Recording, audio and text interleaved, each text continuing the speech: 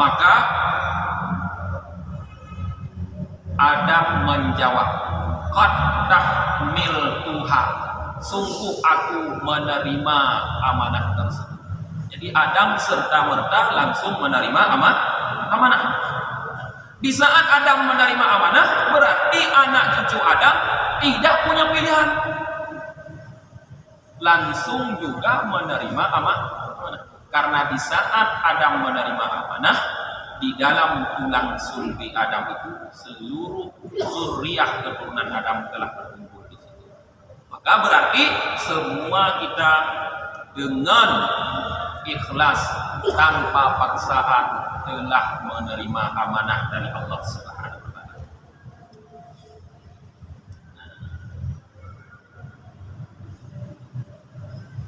Wala yakhfi anna arda hadhihi al-amanah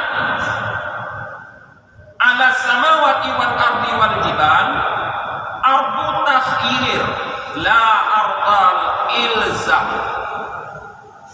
Dan tidak sunyi bahwa penawaran amanah ini kepada langit, bumi dan gunung adalah penawaran pilihan, bukan penawaran ilzam, yaitu penetapan.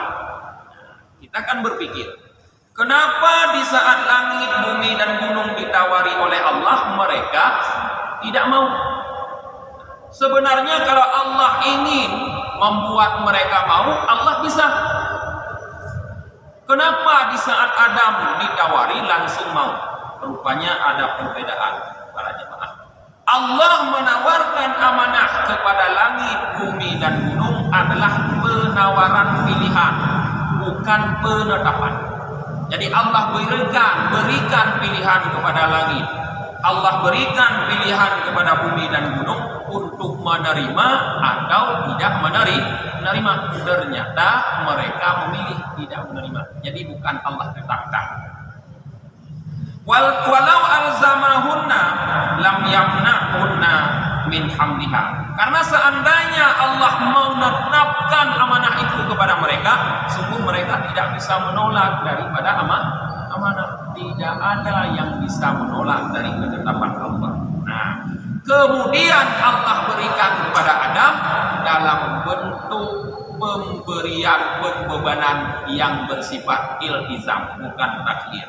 Maka Adam langsung menerima, karena tidak ada pilihan bagi Adam untuk menolak. Karena Allah tidak memberi pilihan, Allah tetapkan kepada Adam untuk memikul amanah. Kenapa kepada makhluk yang besar-besar Allah berikan pilihan, sedangkan kita makhluk yang kecil tidak diberikan pilihan, langsung ditetapkan, sehingga Nabi Adam tidak bisa memilih, langsung menerima. Rupanya manusia para jemaah walaupun terlihat secara fisik kecil, tapi Allah ciptakan sempurna. Laqad khalaqnal insana fi ahsani taqwim. Sungguh kami telah ciptakan insan manusia itu dalam sebagus-bagus bentuk atau dalam sempurna bentuk. Fisik kita sempurna. Kita dibekali dengan akal oleh Allah. Kita diberikan nafsu oleh Allah. Sedangkan makhluk yang tadi yang besar-besar, langit, bumi dan gunung, tidak memiliki fisik yang sempurna dan tidak dibekali dengan akal dan nafsu oleh Allah. Disinilah makhluk yang kecil yang namanya insan rupanya adalah makhluk yang sempurna. Ada cerita para jemaah, di saat Allah menciptakan besi kan kuat, kokoh. Besi berpikir bahwa dia adalah makhluk yang paling kuat. Berpikir bahwa dia adalah makhluk yang paling kuat. Tapi setelahnya Allah ciptakan api. Ternyata setelah Allah ciptakan api, besi itu menjadi lunak, dibakar oleh api. Lalu besi menyadari bahwa dia bukan makhluk yang paling kuat. Tetapi sekarang api yang berpikir bahwa dialah makhluk yang paling kuat karena mampu melunakkan besi. Ternyata kemudian Allah ciptakan air. Kemudian air mampu memadamkan api. barulah api berpikir bahwa dia bukan makhluk yang paling kuat. Dan sekarang giliran air yang berpikir bahwa dialah makhluk yang terkuat karena mampu memadamkan api. Kemudian Allah ciptakan awan antara langit dan bumi di udara. Awan itu mampu membawa air. Nah, air jadi berpikir bahwa dia bukan makhluk yang paling kuat karena bisa dibawa-bawa oleh makhluk yang lain. Awan yang berpikir sekarang dia yang paling kuat karena makhluk terkuat sudah bisa dia bawa-bawa. Kayak pikir awan gitu. Kemudian Allah ciptakan angin. Dikala Allah ciptakan angin, maka angin itu membawa awan kemanapun. Maka awan berpikir bahwa awan bukan makhluk yang paling kuat. Anginlah sekarang yang berpikir yang paling kuat karena dia mampu membawa awan yang di dalamnya ada air kemanapun dia suka. Kemudian Allah ciptakan gunung. Di saat Allah ciptakan gunung dalam bentuk yang sangat kokoh, ternyata angin tidak mampu menembus gunung. Karena angin yang gunung. Maka angin menyadari bahwa dia tidak kuat. Ternyata ada makhluk lain yang sangat kuat, yaitu gunung. Gunung berpikir dialah makhluk yang sangat kuat. Ahlnya dibuatlah manusia oleh Allah. Allah ciptakan manusia. Kecil sekali manusia dibandingkan dengan gunung. Tapi manusia mampu merobohkan gunung. Abeh gunung mikro manusia, ya kan? UPB Raya Gunung roboh dengan manusia. Ada yang diterobos dibuat terowongan, ada yang diambil tanah-tanahnya untuk ditimbun di tempat-tempat yang lain. Ternyata rupanya makhluk yang paling kuat adalah manusia. Maka Allah tidak lagi menawarkan kepada manusia, tapi menetapkan bahwa manusialah yang berhak memikul amanah. Maka Allah melanjutkan dalam firman-Nya, wa hamalahal insan. Kemudian amanah tersebut dipikul oleh manusia, walaupun Allah mengatakan innahu kana zaluman jahula, sesungguhnya manusia itu berada dalam keadaan zaluman. Zalim, jahula lagi bodoh. Ini maknanya kebanyakan manusia bersifat seperti itu di dalam mengelola amanah. Wa qala Kufal wa ghairuh, Kufal dan selainnya berkata, al-aqu fi hadhil ayah darbu mithl ay anna samawati wal arda wal jibala ala kibri ajramiha law kanat bihaitsu yajuzu taklifuha la taqala alaiha. Menurut Kufal bahwa penawaran yang ada dalam ayat ini, penawaran amanah terhadap gunung, langit, bumi adalah merupakan bentuk kiasan. Seolah-olah Allah ingin menjelaskan bahwa langit, bumi, dan gunung bentuknya yang besar-besar seperti itu. Jikalau diberikan amanah, dibebankan untuk melaksanakan kewajiban-kewajiban seperti yang telah kita uraikan tadi, sungguh akan memberatkan mereka. Itu gitu semayang, Mbak. Kita semayang. Mungkin undang jauh lagi kan? Mungkin gitu semayang, Mbak Langit.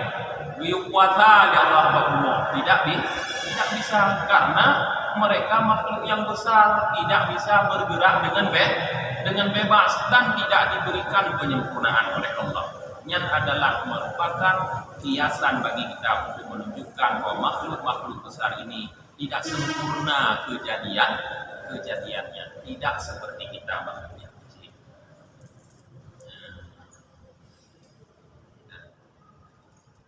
Ai anna taklifa amrul abim haqquhu an ta'jiza anhu samawati wal ardu wal jibal.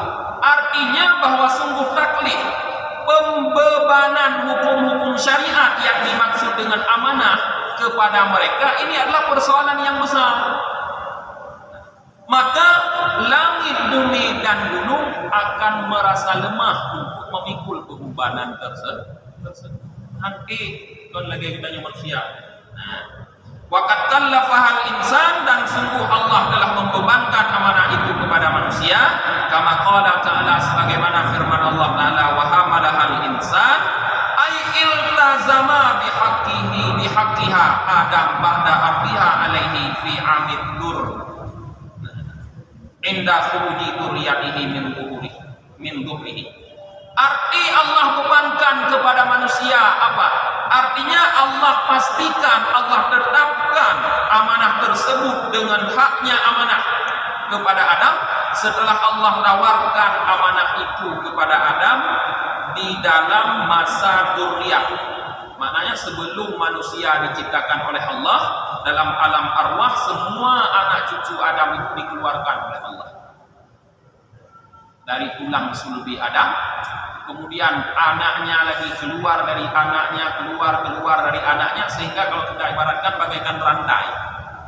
Kita keluar dari sulbi orang tua kita, anak kita keluar dari sulbi kita, kemudian anak itu keluar dari sulbi, keluar, begitulah dalam alam dzurriyyah. Di saat itulah Allah pertama sekali membebankan amanah kepada manusia. Ini hampir sesuai dengan firman Allah Ta'ala, yaitu di saat Allah mengeluarkan anak cucu manusia Adam daripada tulang sulbi Adam, dan Allah bersaksikan, alastu bi rabbikum qalu bala syahidna. Bukankah aku Tuhan kamu? Mereka semua berkata, bala, ya, syahidna, kami bersaksi.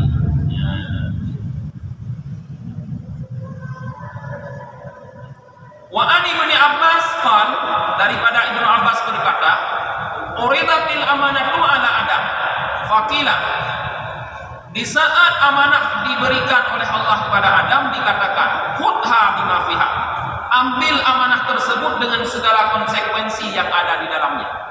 Fa in ata'ta ghafarta laka, jika engkau taat aku ampuni, ghafartu laka, aku ampuni bagimu.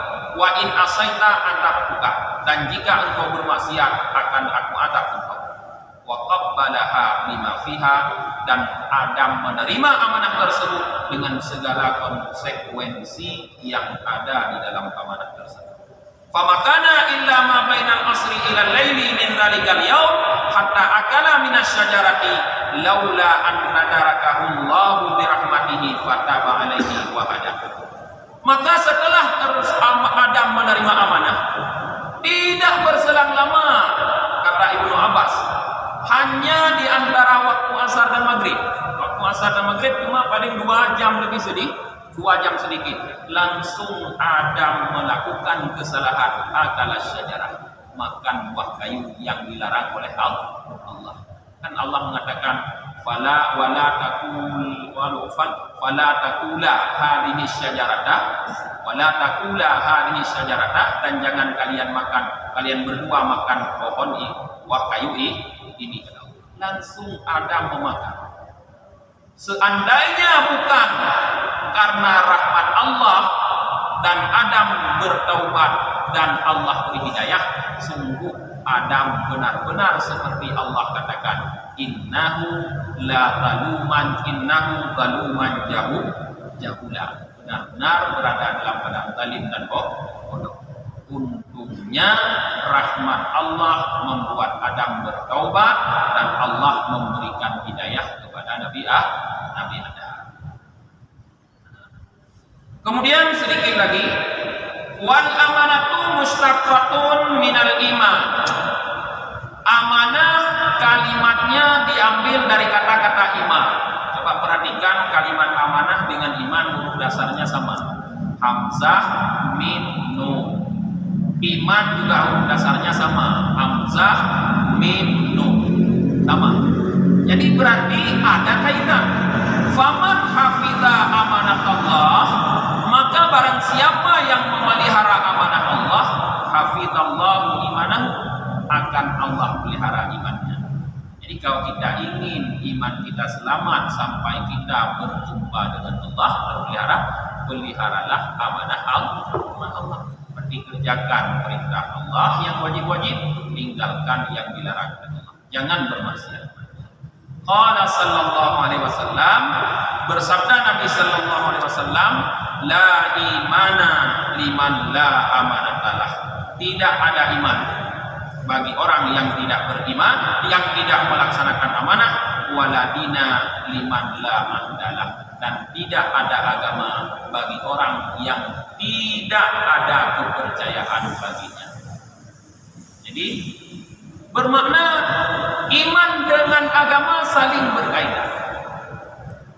Orang beragama Islam disebut muslim. Orang beriman disebut mukmin.